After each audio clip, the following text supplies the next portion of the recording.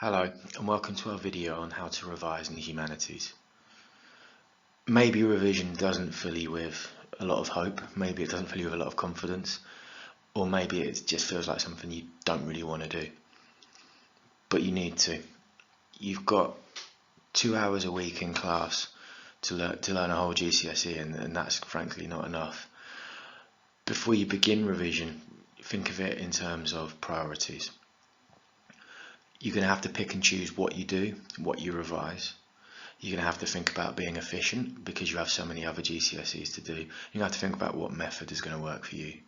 You can't just sit and read a textbook the night before an exam and take in half a GCSE. Likewise, making a mind map is a great way of starting, or even a great way of testing yourself. But what else are you going to do? How are you going to join those things together? So before you even begin, you need to think about what is it you want to revise, what is it you need to revise, and how are you going to do those things. Before you decide what to revise, well done, you've taken the step to revise. Now, one of the most common mistakes with revision is revising what you're already strong at. We do this in all walks of life. It's easier to stay in our comfort zone and just go over things we know we're going to get right. But when you're revising, if you're not checking your knowledge and realizing maybe mistakes or gaps, you're not doing it right. I would always start with keywords, whether it's history, geography, sociology, RE, any of the humanities. You need to know the specific terms that may come up in the questions because that's how you get easy marks. You might want to think about what are the big ideas, and these may link across subjects. It might be religion. In history, everyone was very religious centuries ago. That had a massive effect on the actions they took. Knowing those religious beliefs for ethics and philosophy, you can combine ideas, and this is the same in any of the subjects. So what are the big ideas? What are the big beliefs, the big theories, the big processes, the big changes? I would also revise case studies, whether that's specific events, specific processes, specific sociologists. Real life examples of events that happened are really, really useful. The humanities is full of key dates as well as key terms, key people, key events. So linking those together once you've got keywords and big ideas is just going to be a really good revision tool. Then you might want to think about changes over time. What did it used to be like? What's it like now? Who does it affect? Does it affect everybody now? Does it affect everybody back then? Does it affect some people and not others, and why that is? So when you start your revision, I would start, like I say, very simple with keywords and work out to the more complex ideas, because in your exams, that's how the marks are going to go. You're going to get easy beginner marks, if you like, for key terms, and as you explain them, as you build in detail, as you build in the conceptual knowledge, you'll get better marks.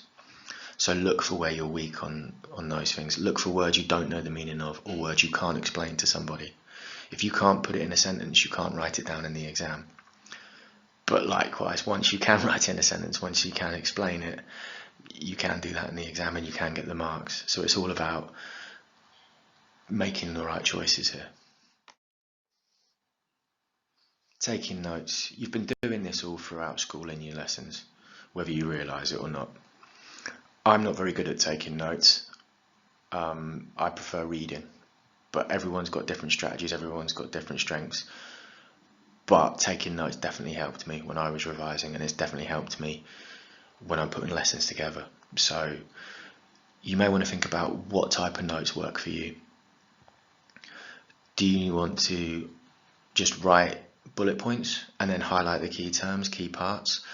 Do you want to write long form as if you're just copying down what somebody says, like a transcript? Or do you want to put into it mind maps where you start from a key idea and then work outwards? You branch it off, you color code it, you put little bits in and around key terms, and then you can add detail. So you start with very basic things, working outwards onto the different branches, you color code that, and then you add in more and more detail as you go. Obviously, once you've taken notes, That's just the first part. You need to read them, you need to go over them. I would be doing things in and around lessons on the way to school that help you, whether that's going over them, whether that's getting someone to test you, do a couple of pages of notes and then get someone to ask you questions on it. That would be the best use of note taking, rather than just rewriting the textbook in your own words, rather than just copying out reams and reams and reams, feeling like you've done a lot but actually you can't recall it. So make your note taking very specific and very strategic. That will have the biggest impact possible. If you're watching this on YouTube, you're already online, and some of you might think, well, I spend most of my time online, I do most things online, revising online is what's going to work for me, and that's fine. You've got YouTube videos, you've got Google Classroom. Search Google Classroom for resources. If there's something that you can't find, ask your teacher. There are online quizzes out there. Those can be useful for checking, especially with your keywords. One word of caution with online quizzes: check they're the right specification, check they are actually GCSE level, and check they're on the modules that you've studied and you've covered. I've had students before come a bit unstuck when they've revised totally the wrong thing the lead up to the exams, and they've told me they've done these quizzes they found, and then you look as a teacher and realise they're the wrong thing.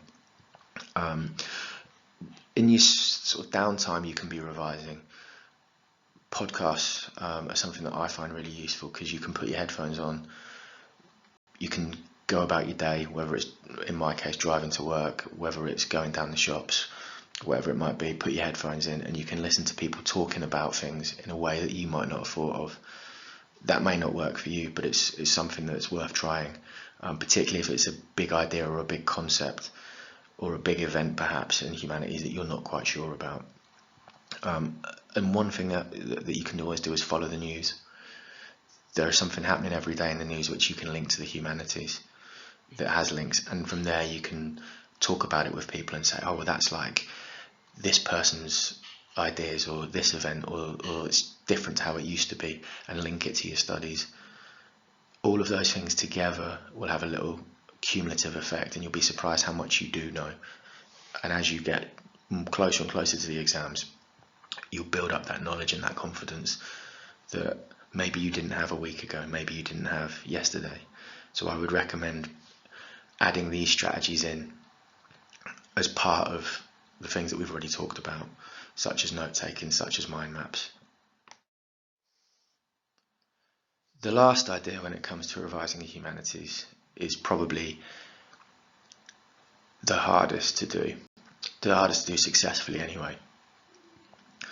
You might find that making flashcards helps you, and I'm all for flashcards, I think they're brilliant, but are you using them correctly? Are you just scanning through them and reading them? I would think about, do I work well with certain people? Who are my friends that I can work well with? Because not everyone can do. I found sometimes that actually going to revise with your friends just turned into a social gathering and you got very little done. So it can go both ways. As well, if they're a lot more confident than you and it turns into a competition, it can put people off. So I find getting parents to test you, explaining it to someone at home who doesn't study the subject, is a great way to revise. Because if you're teaching someone else, you're having to get the knowledge right, you're having to think about it. So at the end of your revision, I would go downstairs maybe and just say to someone at home, can I talk to you about, can I explain this to you? Does this make sense? Because if they understand it, chances are you've nailed it, you've got it done right. And the last thing I would talk about is how long you spend revising. You've got so many GCSEs and so many subjects. It is not realistic to spend 5 hours the night before the exam for any subject revising. It's just not going to work. It's not going to have a good mental or physical effect on you. If you haven't already, set out a timetable and take regular breaks. You can't concentrate for more than 30 to 45 minutes feasibly. So I would set out a timetable where you do that amount each night for each subject, a little bit a day. Over the coming weeks, rotate it in. So what I mean by that is spend maybe 2 or 3 hours total in the evening revising, in half an hour chunks with built-in breaks, with built-in relaxation time and meal breaks and all of that type of thing. And if you can't fit it all into that half an hour, come and see teachers, because that suggests there's a problem. That suggests that you need a little bit of help, and there's nothing wrong with that. Use a mixture of strategies. Take notes some days, make mind maps some days, make flashcards, go online, and then talk to people, test each other.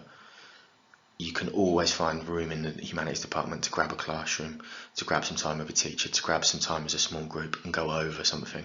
You don't have to go over the whole GCSE, and that's a mistake people make. They try and do all of it at once and it doesn't work. Pick one of the modules, pick one topic within the module, make it very specific and focused to what you need, and that will massively improve your revision. Lastly, if you need help, get it. Don't be embarrassed, even if it's the most basic thing you learn on day one. Ask and check and clarify, because if you're going into that exam unsure, that's how mistakes happen, that's how people start waffling, or that's how people waste all of their time panicking. You've done all the hard work, put the revision in and make a success of it. Good luck, and I hope this helped.